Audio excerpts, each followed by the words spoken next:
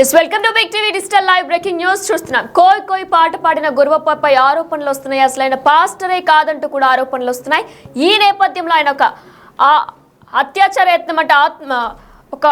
అత్యాచార యత్నం కూడా పాల్పడ్డాడు అంటూ కూడా సనాతన నావికుడు యూట్యూబ్ ఛానల్ కు చెందిన కిరణ్ ఆరోపణలు చేస్తున్నారు. అయితే ఇదే నేపథ్యంలో ఆరోపణలపై పాస్టర్ సంతోష్ స్పందించారు. గురువప్పపై ఆరోపణలు రుజువైతే మేము అతని చర్చిలోకి కూడా అనుమతించమని కూడా సంతోష్ చెప్పుకొచ్చారు. అయితే సంతోష్కి అలానే పాస్టర్ గురువప్పకి కూడా 30 ఏళ్ల సంబంధం ఉందని కూడా 30 ఏళ్ల ఫ్రెండ్షిప్ బాండ్ ఉందని కూడా చెప్తున్నారు. అయితే అసలు గురువప్ప ఎలాంటి వాడు, ఆయన కెరీర్ ఎలా మొదలైందని బిగ్ టీవీతో సంతోష్ మాట్లాడారు. అసలు ఆయన ఏం మాట్లాడారు? ఇదే నేపథ్యంలో బిగ్ టీవీతో గురువప్ప కూడా ఫోన్ కాల్లోకి వచ్చారు. అసలు ఆయన ఏం మాట్లాడారు ఇప్పుడు ఒకసారి చూద్దాం. నమస్తే, వెల్కమ్ టు బిగ్ టీవీ. నేను మీ గౌతమి. కోయ్ గత కొన్ని రోజులుగా ఈ సాంగ్ ఎంత వైరల్ అయిందో మనం చూస్తూ ఉన్నాం. అయితే దీనికి సంబంధించి చాలా మంది గుర్రప్ప గారిని నెగిటివ్ అని కూడా ట్రోల్ చేస్తున్న సందర్భాలు కూడా మనం చూస్తూ ఉన్నాం. అసలు ఈయన నెగిటివ్ చేయాల్సడానికి గల కారణాలు ఏంటి అంటే, పలు ఇంటర్వ్యూస్లో ఆయన చెప్పుకోవడం కూడా జరిగింది. ఆయన చాలా పేద కుటుంబానికి చెందిన వ్యక్తి అని కూడా, అండ్ నాతో కూడా కొన్ని మాటలు ఆయన షేర్ చేసుకోవడం కూడా జరిగింది. ఆయన కట్టించిన కొన్ని చర్చిల్ని కూడా కొంతమంది పేదవాళ్ళకి తను ఇచ్చేసాను, నేను ఇప్పుడు వేరేగా ఉంటున్నానమ్మా, అలాగే తన కుటుంబం గురించి కూడా కొన్ని విషయాలు షేర్ చేసుకోవడం జరిగింది. అసలు ఇందులో నిజాలు ఏంటి, ఎందుకని ఇప్పుడు ఆయన ఇంతలాగా ట్రోల్ అవుతున్నారు? సో వీటి గురించి మాట్లాడదాం. ఇవాళ మాతో పాటు ఉన్నారు Secunderabad cantonment pastors fellowship president Julius Santosh గారు. ఆయనతో మాట్లాడి మరిన్ని విషయాలు తెలుసుకునే ప్రయత్నం చేద్దాం. నమస్తే అండి. నమస్కారం.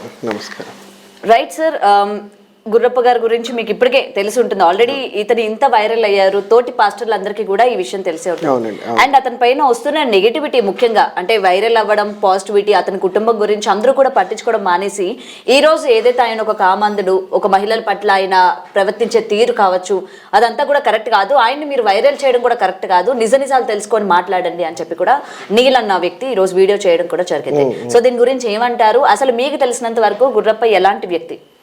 నాకు తెలిసి గత 35-40 సంవత్సరాల నుంచి ఆయన అద్భుతమైన సేవ చేస్తున్నాడని నాకు ఉన్న ఒక అవగాహన. అతని విషయంలో ఏదైతే వైరల్ అవుతున్న ఈ కొన్ని తప్పుడు మాటలు ఉన్నాయో, అది ఎంతవరకు నిజమో ఎవరు కళ్ళతో చూసిన వాళ్ళం కాదు. కొంతమంది వారి యొక్క లాభం కోసమో లేకపోతే అది ఎంతవరకు నిజమో మనకు తెలియదు, కొన్ని కాంట్రవర్షియల్ కామెంట్స్ అయితే చేస్తున్నారు.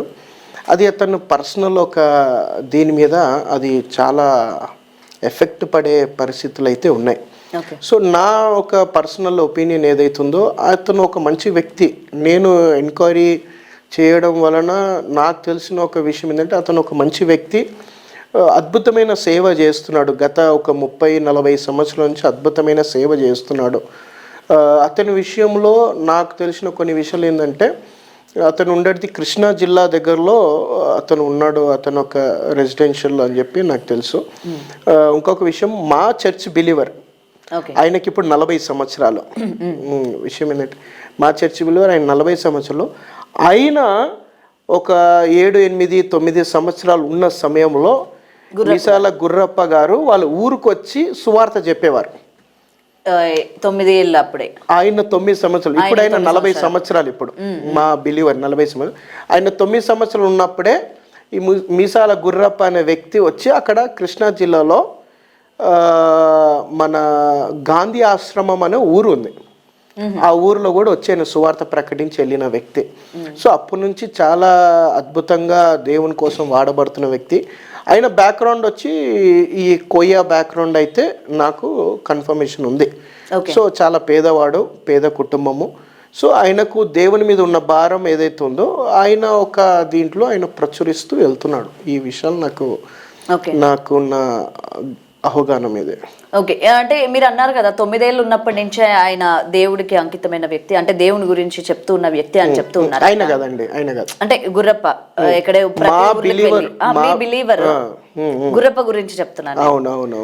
అయితే ఇప్పుడు ఏదైతే ఈ సాంగ్ 2 years బ్యాక్ అన్నది సోషల్ మీడియాలోని అప్లోడ్ అవ్వడం కూడా జరిగింది. రీసెంట్ గత డిసెంబర్ నుంచి కూడా ఇది వైరల్ అవ్వడం కూడా జరిగింది. అయితే ముఖ్యంగా ఈ పాట నిజంగా 2 years బ్యాక్ ఆయన మనం చూసుకుంటే మొత్తం చర్చ్ ఆవరణలోనే ఈ పాట పాడడం కూడా జరిగింది. చర్చిలోని ఇట్లాంటి పాటలకి అనుమతి ఉందా?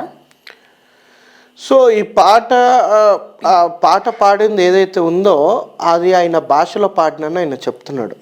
సో ఆ భాషకు అర్థము మనకు తెలియదు. సో ఆ భాషలో బైబిల్ కూడా తర్మాజ్ అవ్వాల. సో మనకు తెలియదు, దాని అర్థాలు తెలియదు. ఇప్పుడు మీసాల గుర్రప్పనే చెప్పాలి, దాని అర్థాలు ఏందో, ఆ ప్రతి మాటకు అర్థం ఏందో ఆయన చెప్తేనే మనకు తెలుసుకోవచ్చు. ఇప్పుడు మనకి తెలిసిన లాంగ్వేజెస్ ఏదైతే ఉన్నాయో కొన్ని లాంగ్వేజెస్ మనకు తెలుసు, ఆ లాంగ్వేజ్లో ఏమైనా పాట పాడితే మనకు అర్థమైపోతుంది. సో ఆయన చెప్తున్న మాట ఏంటంటే, నా కోయ భాషలో నేను పాడిన, అది కూడా ఒక 8 రకాల భాషలు ఉన్నాయి, కోయ భాషలు కూడా 8 రకాలు ఉన్నాయి, ఆ 8 రకాల్లో ఇది ఒక రకం అని చెప్పి ఆయన చెప్తున్నాడు. సో ఎవరి భాషలో దేవుణ్ణి ఆరాధించుకోవడంలో తప్పు లేదు, ఎవరి భాషలో దేవుణ్ణి పాటలు పాడడంలో తప్పు లేదు. సో దాంట్లో అభ్యంతరకరమైన కొన్ని మాటలు ఏదైతే ఉందో, మొన్న ఒక రికార్డింగ్ నేను చూసింది ఏంటంటే, కోడిని కోయి అని దాంట్లో వచ్చింది. సో అది కొంచెం వైరల్ అవుతుంది. అది ఆయన ఉద్దేశపూర్వకంగా పెట్టిండా, ఆయన ఒక తలంపులు ఏముండే ఆ పెట్టడంలో, అది ఒక్కసారి తెలుసుకోవాలి మనం. విషయం ఏంటంటే, ఇది ఒక 30 సంవత్సరాల ముందు కూడా ఈ పాట నేను పాడిండు. ఓకే, ఇప్పుడే పాడలే, ఆయన 30 సంవత్సరాల నుంచి పాడుతున్నాడు ఆ పాట. సో బయటికి ఇప్పుడు మనకి టెక్నాలజీ ద్వారా ఏదైతే బయటపడిందో, ఇప్పుడు యూట్యూబ్లో దీంట్లో వైరల్ అయిపోయింది ఆయన.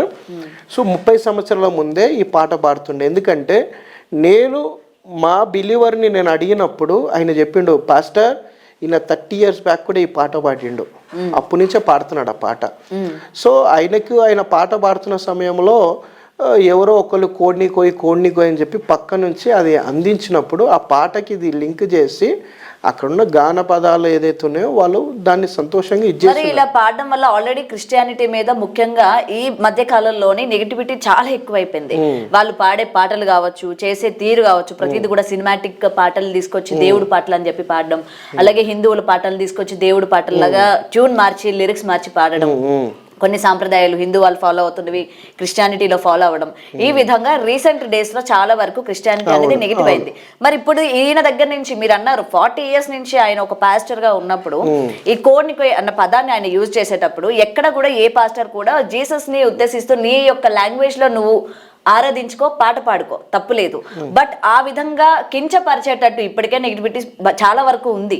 సో ఇలాంటి టైంలోని మళ్ళీ ఇది తీసుకొచ్చి పాడడం వల్ల మళ్ళీ క్రిస్టియానిటీకి నెగిటివ్ అవుతుందని చెప్పి ఏ ఒక్క పాస్టర్ కూడా స్టాండ్ తీసుకోలేదా? 100% తీసుకుంటారు, అడుగుతారు. ఇప్పుడు ఆయనకు మనకు అందుబాటులో ఉంటే నేను అడుగుతాను, అయ్యా ఇది పాడిన పాట బాగానే ఉంది, బట్ ఈ మధ్యలో ఈ రిమిక్లో కోడిని కోయని ఎందుకు వచ్చింది, ఏ ఉద్దేశంతో పెట్టారో నేను అడుగుతాను. ఒకవేళ నాకు ఆయన కలిస్తే ముఖాముఖిగా వస్తే నేను అడుగుతాను, ఎందుకంటే ఆయన ఉద్దేశాలు మనకు తెలియదు కదా. సో ఒకవేళ ఆయన లోక సంబంధమైన దీంట్లో పాడి నేను పెట్టుకున్న నా ఇష్టము అని చెప్తే అది క్రైస్తవ పాట కాదని మాత్రము 100% షూర్. ఎందుకంటే క్రైస్తవ పాటలు ఏదైతే ఉందో అది ఏ లాంగ్వేజ్లో పాడినా అది ఆత్మీయంగా ఉండాలి, వ్యక్తులకు అది దేవునికి మనుషులకు అనుసంధానంగా కనెక్ట్ అయ్యే పాటలుగా ఉండాలి. ఈ రీమేక్లు లేకపోతే ఈ సినిమా సంబంధమైన విషయాలు మ్యూజిక్ని తీసుకొని పాడితే 100% దాన్ని ఖండించాలి. ఎందుకంటే లోకముతో ఈ క్రైస్తవ జనానికి ఏదైతే ఉందో ఆత్మీయంగా పొత్తు లేదు. లోకాన్ని క్రైస్తవ దీనికి పొత్తుగా మనం చేయొద్దు, అది 100% దేవుని దృష్టిలో తప్పు. సంఘములు అలాంటిది ఎంటర్టైన్మెంట్ చేయడానికి వీల్లేదు. ఓకే, ఇంకొకటి సార్, మీరు చూసినట్లయితే గుర్రప్ప గారు చేతికి ఒక ఇన్స్ట్రుమెంట్ ని పెట్టుకొని ఆయన వాయిస్తూ పాడడం జరిగింది కదా, అసలు క్రిస్టియానిటీలోనే మీరు అట్లాంటిది పెట్టుకొని పాడతారా? అంటే అది ఇన్స్ట్రుమెంట్ అది. సో దాని విషయంలో దాన్ని కూడా ఆయన భాష, ఆయన ట్రైబల్ కి సంబంధించి ఉండొచ్చు. సో కొంతమంది కంజర పెట్టుకొని పాడుతుంటారు, కొంతమంది ఇది ఉంటది కంజర, లేకపోతే చిన్న డోలక్ లాంటిది, కాంగో చిన్న ఇది, చిన్న డప్పులు, ఎవరు ఇది అది అంటే వాళ్ళు ఆరాధిస్తున్నప్పుడు, వాళ్ళు పాట పడుతున్నప్పుడు వాళ్ళకి ఆ రిథం అది. సో ఆ రిథంని మనము తప్పు పట్టడానికి వీల్లేదు. మేబీ ఆయన సాంప్రదాయం ఉండొచ్చు, లేకపోతే ఆయన వచ్చిన బ్యాక్గ్రౌండ్లో అది ఉండుండొచ్చు. సో దాన్ని మనం అంత సీరియస్గా తీసుకోవద్దు. వేరే విషయాలు ఏదైతే కోడిని కోయి ఆ విషయంలో కొంచెం ఆలోచించాలి. ఓకే సార్, మీకున్న ఇన్ఫర్మేషన్ వరకు నిజంగా ఆయన పాస్టర్ అని చెప్పి, అంటే మీకంటూ ఉంటుంది కదా నిజమైన పాస్టర్ ఇన్ని సేవ చేయాలి, లేదంటే మీకు ఒక బోర్డు నుంచి వస్తుంది కదా ఈ రోజు నుంచి ఈయన ఇంకా పాస్టర్ గా ఉండొచ్చు అని చెప్పి, అలా ఆయనకి వచ్చిందంటారా సర్టిఫికేట్ కానీ ఏదైనా? వచ్చి ఉండొచ్చు. ప్రతి ఒక్క వ్యక్తి పాస్టర్స్ ట్రైనింగ్ అతనికి ఒక గురువు ఉంటారు, ఆ గురు కింద వాళ్ళు ట్రైన్ తీసుకుంటారు. ఆత్మీయంగా చూసుకుంటే అభిషేకిస్తుంటారు. లోక సంబంధంగా మనం చూసుకుంటే బైబిల్ ట్రైనింగ్ వెళ్ళి సర్టిఫికేట్ మనకి పొందుతాము. అది 2 సంవత్సరంలా లేకపోతే 3 సంవత్సరాల కొన్ని ట్రైనింగ్స్ ఉంటాయి. ఆ ట్రైనింగ్కి వెళ్ళి ఆ ట్రైనింగ్ పొందుకున్న తర్వాత ఆర్డినేషన్ అయిపోయి మనం సర్టిఫికేట్ తీసుకొని బయటకు వస్తాము. కొన్ని ఒక్కొక్క సంస్థలో ఒక్కొక్క క్రమాలు ఉంటాయి. కొన్ని సంస్థలు ఏముంటుందంటే సేవకులే చేయి పెట్టి తనను అభిషేకించి సేవకి పంపిస్తుంటారు. సో ఒక్కొక్క ఇది. సో నాకు తెలిసి బైబిల్ ట్రైనింగ్ చేయకుండా లేకపోతే ఈ యొక్క అభిషేకం లేకుండా ఒక వ్యక్తి బయటికి రాడు. వచ్చినా కూడా సర్వే చేయలేడు. ఎందుకంటే దేవుని చిత్తంలో నిలబడలేడు. దేవుని చిత్తం. మరి ఈ రోజు అట్లా పాస్టర్ అని చెప్పుకొని చాలా మంది బయట చాలా మంది అవుతూ ఉన్నారు కదా. ఉన్నారు. నేను అది వదిలిస్తాను ఇది వదిలిస్తాను, హాస్పిటల్స్ పని లేకుండా అన్ని నేనే బాగు చేస్తాను అని చెప్పి కొన్ని వీడియోస్ మీరు కూడా చూసే ఉంటారు. అది నాకు తెలిసి దేవుడు ఎప్పుడు మాట్లాడలే. యేసుక్రీస్తు ప్రభు కూడా అది బోధించలే. ఒకరికి వ్యతిరేకంగా నా దగ్గరకు వస్తే మీరు బాగా అయిపోతారంటే అబద్ధం. ఒక వ్యక్తి నా దగ్గరికి వస్తే మీరు బాగా అయిపోతారు, నా దగ్గరికి వస్తే ఇదవుతుంటే అది అబద్ధం. ఎందుకంటే వ్యక్తి యేసు ప్రభు దగ్గరికి వస్తే మనసు మారుతుంది, గుణము మారుతుంది. యేసు ప్రభు దగ్గర జీవితాలు మారుతాయి. కానీ లేని పబ్లిసిటీ చేసుకొని స్టంట్స్ చేసుకొని వాళ్ళ సొంత ఒక దీనికోసము మనము ఎంటర్టైన్ చేయవద్దు అట్లాంటి విషయాలను. ఓకే, ఇప్పుడు ఇతన్ని పిలిపించే ప్రయత్నం ఏమైనా చేస్తున్నారా? డెఫినెట్లీ. ఎందుకంటే ఎక్కడ కూడా నేను చూసిన ప్రతి ఇంటర్వ్యూలో కూడా ఈ కోడ్ని అంటే మీరు అన్నారు కదా ఇది మాత్రం అభ్యంతరమైంది అని చెప్పి కూడా ఎక్కడ కూడా అసలు ఈ కోడ్ని అన్న పదం నేను కావాలని వాడలేదని కానీ లేకపోతే అది ఎందుకు వాడాల్సి వచ్చిందని కానీ ఎక్కడ కూడా ఆయన క్లారిటీ ఇవ్వలేదు. సో మీకైనా చెప్తారంటారా, లేకపోతే ఆయన సరదాగా పాడుకున్న పాటనా? ఇప్పుడు డెఫినెట్లీ దాన్ని అడుగుతాను నేను. ఒకవేళ అవకాశం వస్తే మేబీ ఆయనను కూర్చోపెట్టి అయ్యా ఏంటి విషయం ఇదండి, ఒకవేళ సంఘం కోసము సమాజం కోసం నువ్వు పాట రాస్తే ఎందుకు అది రాయబడింది, ఎందుకు అది ఇదని అడుగుతాను. లేదు నాకు సరదా కోసం నేను రాసుకున్నానంటే అది రాసుకుంటే అది అప్పుడు మనకు కొంచెం అభ్యంతరకరమైన అడగడం. కానీ ఆయన చర్చిలలో వచ్చి పాడుతున్నప్పుడు విషయం ఏంటంటే ఆయన పాట మొత్తం వేరే ఉంది. ఆ కోడిని కోయి అది ఒక ముసలైన ఆయన ఒక దగ్గర పాట పాడుతున్నప్పుడు కిందికెని స్టేజ్ కిందికెని ఒక ముసలైన ఒర్రిండంట ఆ మాట. ఓకే. సో అది రిమిక్లో బాగుందని చెప్పేసి దాన్ని అటాచ్ చేసేస్తున్నారు. సో దాని విషయంలో కొంచెం క్లారిటీ తీసుకోవాలి. ఒకవేళ ఆయన నాకు కలిస్తే మేబీ ఎప్పుడన్నా క్లారిటీ తీసుకుంటా. ఓకే. సో ఆయన మీతో టచ్ లోనే ఉన్నాడు. టచ్ లో ఉన్నారు. బాగానే మాట్లాడతారు, పర్వాలేదు, బాగానే మాట్లాడతారు.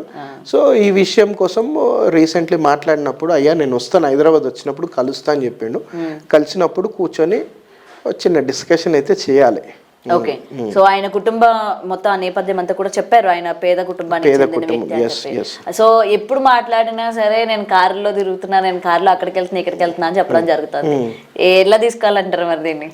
100% అంటే కార్ ఈరోజు అందరికి ఉంది. లోన్స్లలో మేబీ ఉండొచ్చు, ఎట్లనే ఉండొచ్చు. కార్ ఉందంటే is not rich man as per my this thing. So ధనవంతుల దగ్గరనే కారు ఉండాలి అని కాదు, కానీ ప్రతి వాళ్ళ దగ్గర కారు ఉంది. సో మేబీ ఫైనాన్షియల్లీ స్ట్రాంగ్ లేడేమో అంతే.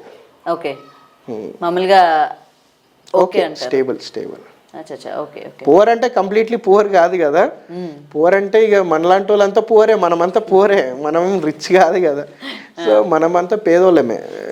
రిచ్ అంటే ఇక అంబానీ వాళ్ళని రిచ్ అంటారు, పెద్ద పెద్దల్ని రిచ్ అంటారు. మనలాంటి వాళ్ళు అంతా we are middle class and poor people.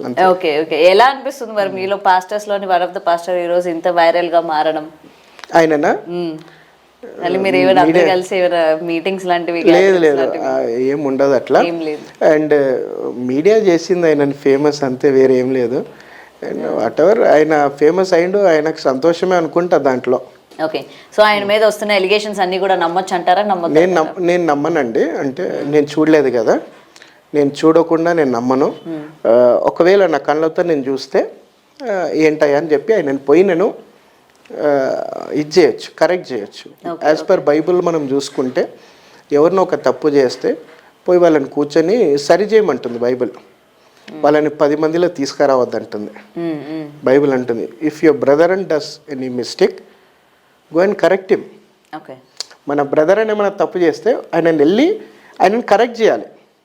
ఇది తప్పు, ఇది కరెక్ట్ కాదు, నువ్వు వెళ్ళే మార్గం అని చెప్పాలి. లేదు వినకపోతే వదిలేయాలి. కానీ పబ్లిక్లో తీసుకొచ్చి ఆయన పేరుని మనం చెడిపోద్దు. ఇది బైబిల్ చెప్తుంది. ఓకే. ఈ సిద్ధాంతాన్ని నేను ఫాలో చేస్తా. ఓకే, ఒకసారి కాల్ చేస్తారా? ఇప్పుడైనా ఎత్తుతారేమో, లాస్ట్ టైం ఎత్తలేదు కదా.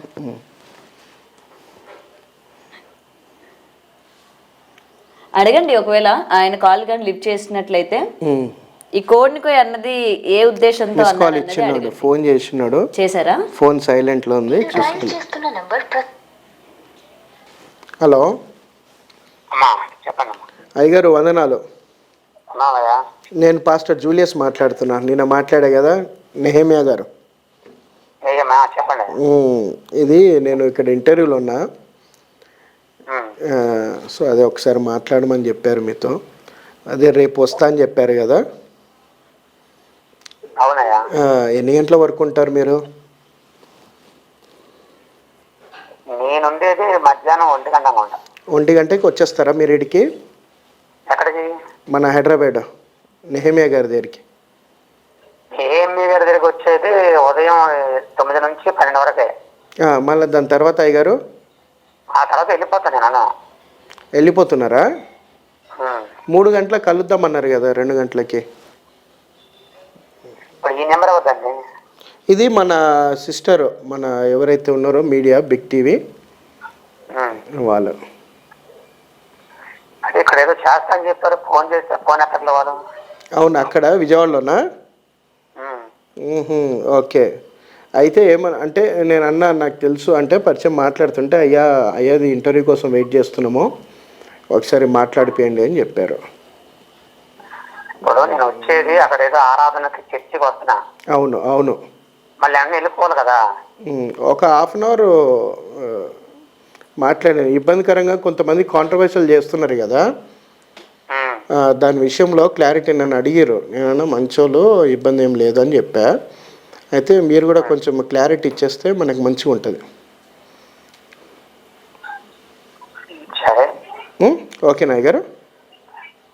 సిస్టర్ గారికి ఇవ్వండి. చెప్పండి. అమ్మా ఏమైందమ్మా రమ్మంటే మరి మీరు ఏమి సామాన్ చెప్పమన్నారు? ఆ అమ్మాయి ఫోన్ ఎత్తలేదండి. ఇప్పుడు అంటే నేను అడిగాను కదా, మీ మీద ఈ నెగిటివ్ ఎలిగేషన్స్ వస్తూ ఉన్నాయి, దాని గురించి ఏం చెప్తారు, మీ వరకు ఆ వీడియో వచ్చిందా రాలేదా అని. అమ్మా నన్ను చంపిస్తారు మా ఫోన్ లేమద్దా, నా బతుగా చెప్పుకోవాలి. ఏం చేద్దాం? వాళ్ళు చంపుకొని నేను ఏం ద్రోహం చేశాను, ఏ అన్యాయం చేశాను? రానివ్వండి. ఇప్పుడు నా చిన్నతనం నుంచి ఇదే గొడవ కదా. వాళ్ళే అవన్నీ పాస్టర్లు, వాళ్ళే పెద్ద బిషప్లు అవన్నీ నేనేం అనుకున్నారా? ఏదో హిందువుని ప్రభుని నమ్ముకున్నాను, నా గురించి చెప్పుకున్నాను. వాళ్ళు ఏది విమర్శిస్తున్నారంటే విమర్శిస్తూనే ఉంటారు, విమర్శిస్తున్నాయి. ప్రభుని చంపేసి అందుకే అసీ వాళ్ళు చంపేశారు. అది ఇప్పుడు మీ తోటి పాస్టర్స్ అంటే మీ గురించి తెలిసిన వాళ్ళు కావచ్చు, మీ గురువు గారు కావచ్చు, ప్రతి ఒక్కరు కూడా మీ గురించి పాజిటివ్గానే చెప్తున్నారు. నేను దాని గురించే అడుగుతున్నాను. ఎందుకంటే గత కొన్ని రోజులుగా, అంటే నిన్నటి నుంచి అనుకోవచ్చు, మొత్తం ఆ వీడియో అంతా కూడా వైరల్ అవుతుంది. దీని గురించి మీరు బయటికి రావాలి కదా, ఒకసారి మాట్లాడాలి కదా. ఎందుకు నన్ను ఇట్లా కామందుడు అంటున్నారు, ఎక్కడ ప్రూఫ్స్ ఉన్నాయి, ఎవరి దగ్గర ప్రూఫ్స్ ఉన్నాయి, నాకు చూపించాలి కదా. మీరు చూపించుకుంటే ఈ విధంగా ఎలా మాట్లాడతారు అని చెప్పి మీరు మాట్లాడాలి కదా. ఎలాంటి ఎన్నో జరిగినాయమ్మా. ఒకప్పుడు ఎన్నో జరిగిన పాస్టర్ తెలుగు చూపు మాకు ఒకటి ఉండదు మాట. ఇప్పుడు రేపు వచ్చేది మా గురువు గారు. ఆయన ఏంటంటే చర్చికి వచ్చి మామూలుగా మాట్లాడమన్నాడు. ఆయన పర్మిషన్ తీసుకొని ఏదైనా చేయగలరు. నాకున్నారు దాని అది విషయం కాదు. పాస్టర్ల విషయాలు, ఆ విషయాలు ఇప్పుడు ఈ 40 సంవత్సరాల్లో నేను అనిపించింది నరకం అనిపించా. ఇప్పుడు నా భార్య పేటలు ఏడుస్తున్నారు, నా కుటుంబం ఏడుస్తున్నారు. నాకు అది బాధగా ఉంది. నాకు ఎందుకు వెళ్తున్నావు, దేనికి వస్తున్నావు ఇంటర్వ్యూలు అని చెప్పి, నీ పని నువ్వు చేసుకోకుండా ఇంటర్వ్యూ ఎందుకు వెళ్తున్నావు అని చెప్పి చీలు తిడుతున్నారు నన్ను. ఈ ఇంటర్వ్యూ ఇవ్వడం కూడా ఒక తప్పు అయిపోయింది. ఇప్పుడు నాకేమో దీని గురించి తెలీదు. వాళ్ళు ఏమన్నారంటే ముందు తీసుకున్న వాళ్ళు ఏం పర్లేదండి, మిమ్మల్ని ఎవరు అడగరు, ఒక్కటండి అని వాళ్ళు తీసుకున్నారు. ఇలాగ నాకు ప్రాబ్లం అయింది. ఒకడు బాగుంటే వారు లేరు. వాళ్ళ జన్మలో ఇప్పుడు నన్ను విమర్శించే వాళ్ళు ఎన్ని జన్మలు వచ్చినా నా స్థాయికి రాగలరు. వాళ్ళ బతుకులో ఒక జన్మలు ఉంటే వాళ్ళ జన్మలో నా అంత స్థాయికి రాలేరు, రాలేగా ఆ అసూతో అన్నారు. ఏం నిరూపించారు? ఇప్పుడు 40 సంవత్సరాలు తిరుగుతున్నా, వాళ్ళ ఊర్లు వెళ్ళాను, వాళ్ళ గ్రామాలు వెళ్ళాను, అప్పుడు నిరూపించలేదే. ఇప్పుడే వచ్చిందా? ఈ రోజే వచ్చిందా నన్ను నిరూపించడానికి? అది మేము తెలుసుకుంటానండి, మా పాత మేము తెలుసుకుంటాం. ఇప్పుడు టీవీలోకి వచ్చి చెప్పాల్సిన పని కాదు, వాళ్ళు చెప్పింది అంటే నేను అంతే. ఎందుకంటే ఇప్పుడు మీరు నార్మల్ వ్యక్తి అనుకోండి, మీ మీద అలిగేషన్ వచ్చినప్పుడు ఎవరు పెద్దగా పట్టించుకోరు. బట్ ఇవాళ మీరు ఏపీ తెలంగాణ మొత్తానికి కూడా తెలిసిన వ్యక్తి కాబట్టి అందరూ కూడా మీ జీవిత చరిత్ర ఏంటి, మీ కుటుంబం నేపథ్యం ఏంటి తెలుసుకొని మీ గురించి బాధపడిన వాళ్ళు కూడా ఉన్నారు. మరి ఇవాళ ఇలాగా ఈయన గురించి వచ్చేసరికి అవునా నిజమా, నిజంగా ఈ వ్యక్తి ఇలాంటి అతనా అన్నప్పుడు మీరు డెఫినెట్గా మరి మీడియా ముందుకు రావాలి, మాట్లాడాలి కదా. ఒక అతను ఇప్పుడు బోరబండ శాస్త్రి అన్నప్పుడు ఆయన దగ్గర నా దగ్గర ప్రూఫ్స్ ఉన్నాయని ఒక అతను అంటారు. నీల్ కుమార్ అతను కూడా వీడియో రిలీజ్ చేసి మొత్తం ప్రూఫ్స్ ఉన్నాయి, ఇతను ఇట్లా చెప్పడానికి ఊరూరా వెళ్ళేటప్పుడు అక్కడ ఆడపిల్లలతోనే అసభ్యంగా ప్రవర్తించేవాడని ఒక అతను చెప్తా ఉన్నాడు. మరి సో దానికి మీరు మీడియాలోనే చెప్పాలి మరి దానికి సమాధానం. మరి ఇప్పుడు నేను బయటే చెప్తాను. గౌతమ్మ గారు చెప్పండి. మాకంటూ మీడియా ఉందలే, అంటే క్రిస్టియన్ మీడియా కూడా ఉంది మాకు. నేను దాంట్లో చెప్పుకుంటా, మన దాంట్లో చెప్పకూడదు. నేను మన విషయం నేను మీకు నన్ను అదే చెప్పాను మీకు. నేను ఇప్పుడు వచ్చింది, నేను ఎవరన్నా దేవతా దేవుని విమర్శించానా, ఏదన్నా నేను చేయలేదు. ఇది క్రిస్టియన్ ప్రకారం వస్తుంది కాబట్టి నేను చూసుకుంటాం. మాకంటే ఒక పాస్టర్ ఉంటారు, మాకంటూ గురువులు ఉంటారు, మమ్మల్ని అభిషేకించిన వారు. మాకు సత్యం వాళ్ళ అనుమతి లేకుండా రాకూడదు. ఇప్పుడు రేపు వచ్చేది కూడా మా గురువు గారు ఆయన. ఇప్పుడు ఆయన మాట ప్రకారం నడుచుకోవాలి. నేను మీరు రమ్మంటే వచ్చేయకూడదు కదా. నేను నువ్వు ఎందుకు వెళ్ళావు అంటాడు, నన్ను నేనేం చేయాలి? ఇప్పుడు నేను ఎవడలేమన్నాడు అంటాడు, నన్ను ఏం చేయాలి? కాబట్టి మాకంటూ ఒక ఉంది, మాకంటూ ఒక పాస్టర్ తెలుసుకున్నామా అసోసియేషన్ ఉంది. అదేనండి, దాంట్లో మాట్లాడుకుంటాం, మేము మాట్లాడుకుంటాం. ఇప్పుడే నాకు చాలా మంది అయ్యగారులు ఫోన్ చేశారు, ఇప్పుడే జస్ట్ ఒక అరగంట ముందే చేశారు నాకు ఫోన్లు. నువ్వు ధైర్యంగా ఉండు, అలాంటి తెలుస్తా ఉన్నారు. కాబట్టి నేను వాళ్ళతో ఇప్పుడు నేను ఈ రూట్లో వెళ్ళాలి కానీ మీ రూట్ రాకూడదు. నేను మన మీడియాలోకి వచ్చేసి నేను వాగకూడదు. మీరు ఏదైనా అడిగితే నా గురించి తెలుసుకుంటే చెప్పుకొని చెప్తా. ఇది వద్దేగా దీని విషయంలో మన మీడియా కాదు, మాకంటే ఒక మీడియా ఉంది కృష్ణ, వాళ్ళు చెప్పుకోనివ్వండి, వాళ్ళు ఎన్నని చెప్పుకొని. నేనంటూ ఈ రూట్లోకి వెళ్తే నన్ను అందరు గౌరవిస్తారు, ఖచ్చితంగా వస్తా. మీడియాకి రాకుండా నేను నాకు ఈ మధ్యనే మీలాంటి తల్లులు ఏర్పడినటువంటి నాకు చిన్న ఛానల్ ఒకటి ఉంది, అదే యూట్యూబ్ ఛానల్ ఉంది. ఇవన్నీ పెట్టుకుని నేను పెట్టుకోగలను, పెట్టుకొని ఉండను, పెడతాను. అయితే మీరేంటంటే మీరు ఆ రూట్లోకి మీరు రాకండి, ఎందుకంటే మిమ్మల్ని మళ్ళీ అపార్థం చేసుకుంటారు. నా బాధ మిమ్మల్ని ఆయన తీసుకొచ్చి ఆ పాస్ట్ని తీసుకొచ్చి ఏంటి టీవీలు అలా చేస్తున్నారని చెప్పేసి మిమ్మల్ని అపార్థం చేసుకోకూడదన్న. నేను ఆలోచించేది మీ క్షేమ ఆలోచన. నేను అంటారా ఆ రూట్ లో ఉన్నాను కాబట్టి సావో బతుకు నేను తెలుసుకుంటా. నేను సావో బతుకు తెలుసుకుంటా. వాళ్ళు ఎవరో నా వాళ్ళు ఏమైనా ఆదరించినారా, మాకు అన్నం పెట్టిన వాళ్ళ, కూర పెట్టిన వాళ్ళ, అదప్పుడు మా అబ్బలకు పుట్టారా, మా తాతకు పుట్టారు, వాళ్ళు ఎవరన్నా నా గురించి అలా చెప్పడానికి కారణాలు ఏంటో మేము మాట్లాడుకుంటాం. ఓకేనండి, అంతేనమ్మా నేను చెప్పాను. సరే, మీరు అక్కడే ఉన్నారు కాబట్టి మీరు రేపు మధ్యాహ్నం ఉంటారా? ఉంటానండి. సరే ఉండండి, నేను వస్తానండి. సరేనండి, రైట్ సార్. లైవ్ లో మాట్లాడడం కూడా జరిగింది. ఏదైతే ప్రూఫ్స్ అవతల వీడియో రిలీజ్ చేసిన వ్యక్తి కూడా నేను ప్రూఫ్స్ తోని నేను మాట్లాడుతున్నాను, బోరబండ బెంచ్మిన్ శాస్త్రి గారు ఆయన దగ్గర ప్రూఫ్స్ ఉన్నాయి, ప్రతి ఒక్కటి ఈయన గురించి ఉన్నాయి, ఈయన ఏ మహిళతోని అసభ్యకరంగా ప్రవర్తించారు ఆ ప్రూఫ్స్ అతని దగ్గర ఉన్నాయని ఆ పర్టికులర్ అతని పేరు కూడా చెప్పడం జరిగింది.